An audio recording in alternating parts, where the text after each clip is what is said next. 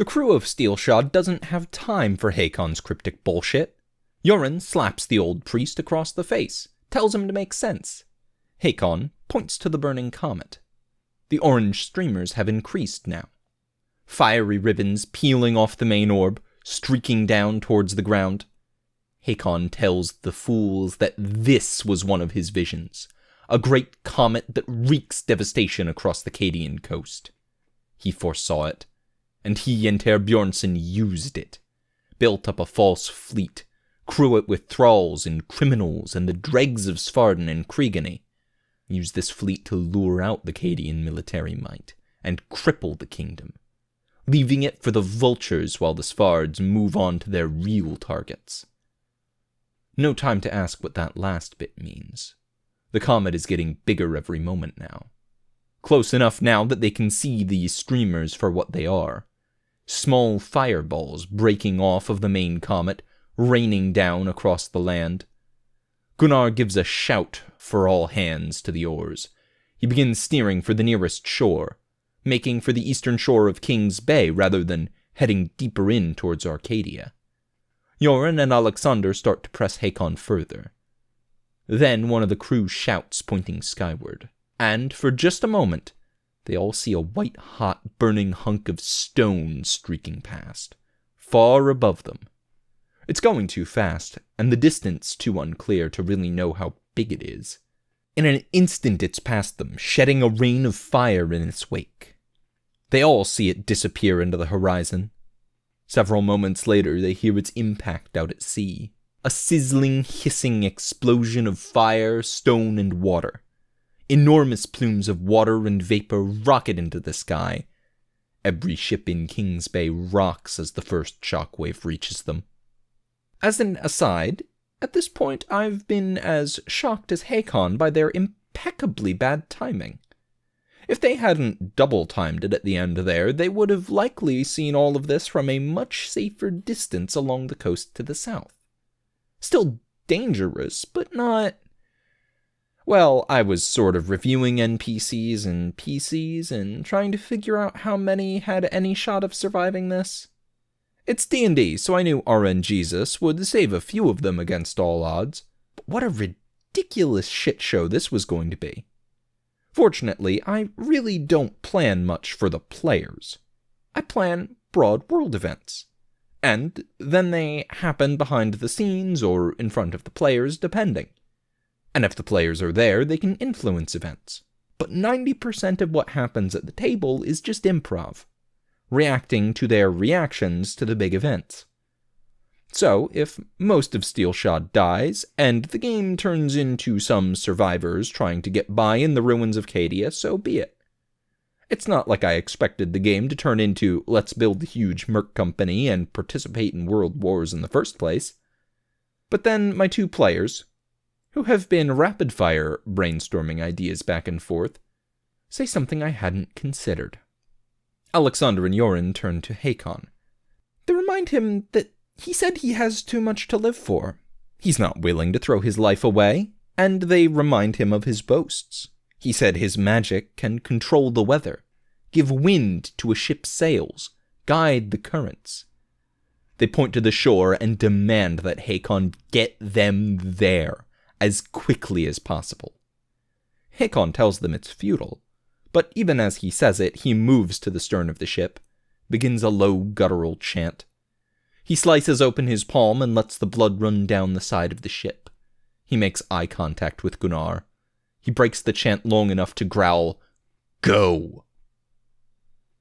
Behind them, the geysers of water are getting lower.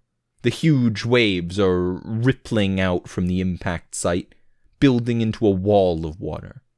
Alexander watches the wall start rising, higher and higher, stretching across the horizon in every direction. Hakon keeps chanting. He slashes himself again, glares at Alexander. He breaks the chant again, to demand that if Alexander wants to live, he should drag one of the thralls up from the hold and let Hakon spill his blood. If he's going to do the impossible, he needs a great deal more power. Alexander refuses, but he steps forward and pulls the armor off of his left arm. He offers it to the priest. Hakon slashes a deep cut. He holds Alexander in place as the blood mingles with his own, runs down the deck of the ship, and down the sides into the water. The blood is swirling around the rear of the ship, a roiling, angry mass, and already Gunnar can tell that they are picking up speed, soaring past the Svartic ships and the Arcadian cogs alike. Streaks of fire and cinder and ash still fall from the sky all around them, and the enormous tidal wave behind them is still fast approaching. Gunnar warns Alexander and Joran that they will not likely make it to shore. Joran, who has realized Gunnar is absolutely correct, tells him to adjust course.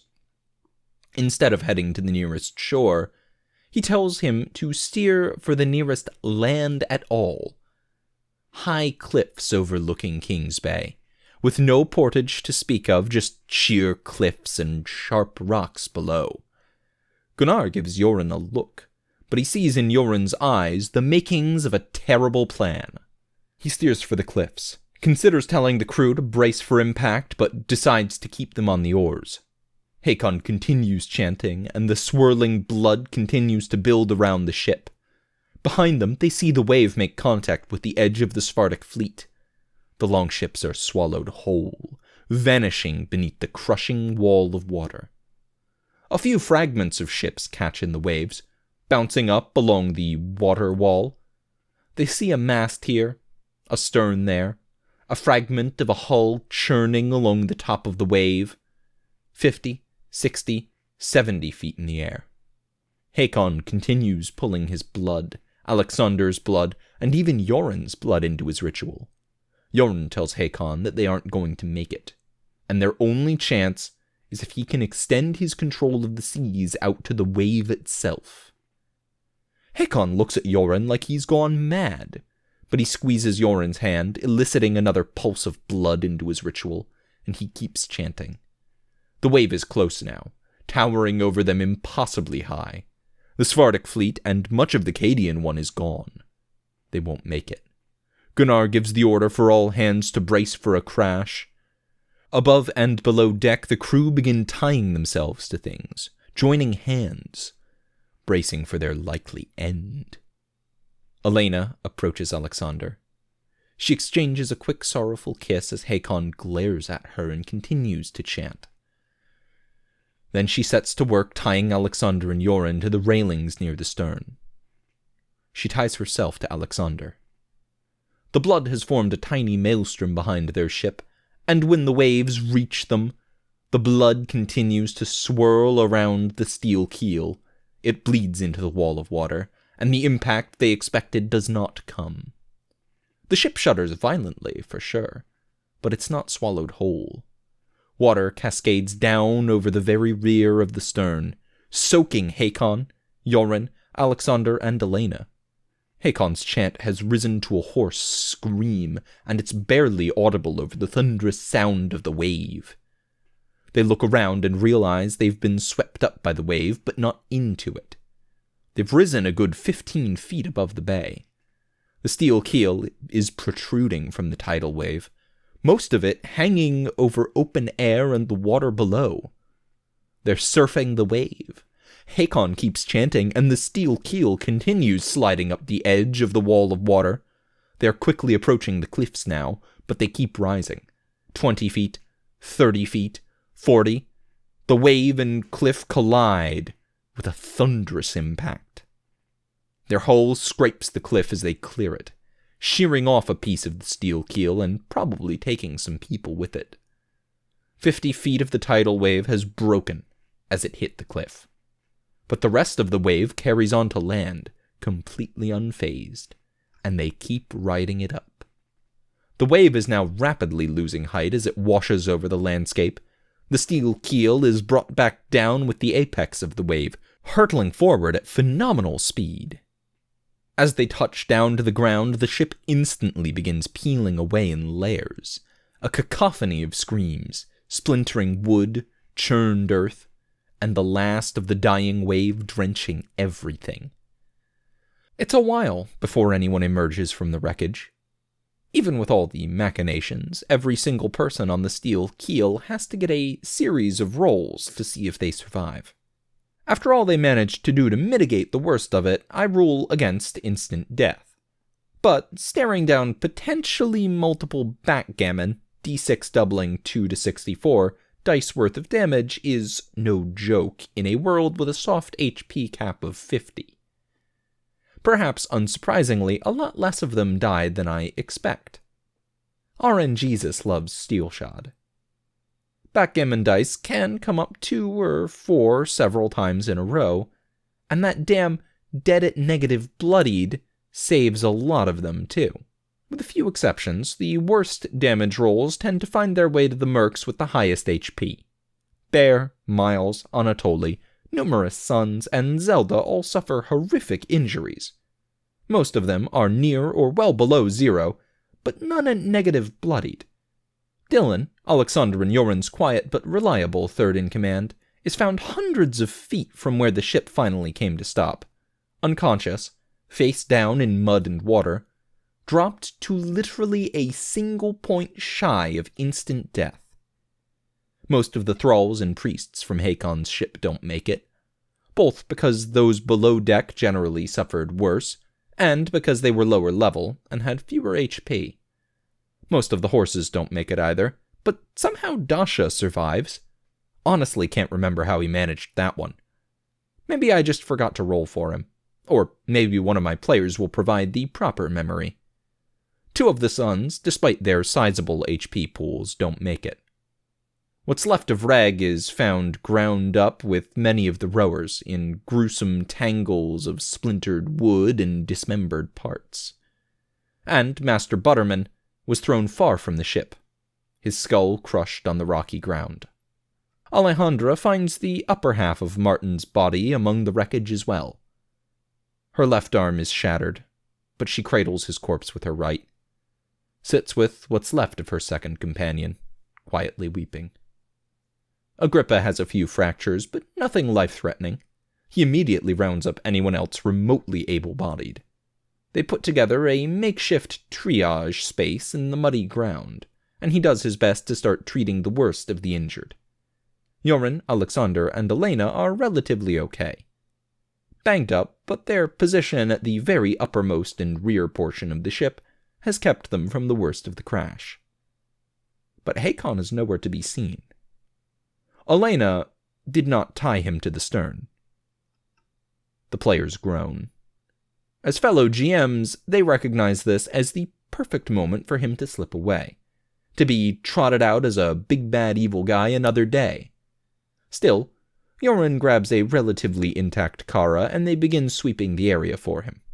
She finds muddy tracks well away from the rest of the wreckage, and, to Yoren's shock, or, more accurately his players' shock, they find Hakon leaning against a tree. He's breathing heavily, bruised, bloodied, and his left leg showing clear sign of a bad break. He glares at Yoren. Yoren dispassionately pulls him to his feet, or foot, gags him, blindfolds him, and drags him back to the wreckage.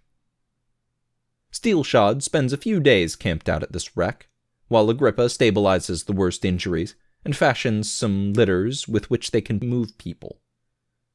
The company survives on what bits of food they can scavenge from the wreckage, passes time burying the dead and nursing their many wounds. They scout their surroundings.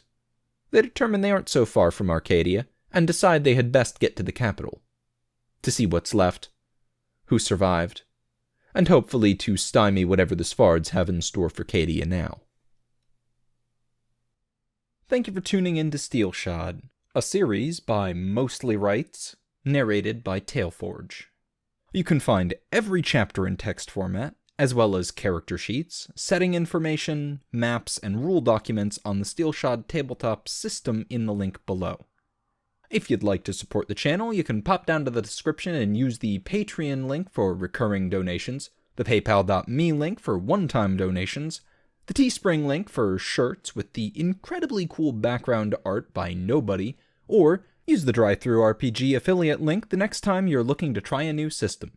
If you'd like to support the author, you can find Steelshod merch on the MostlyRights.com store, or donate to the Mostly Rights Patreon, which are both linked on reddit.com/r/mostlyrights down below.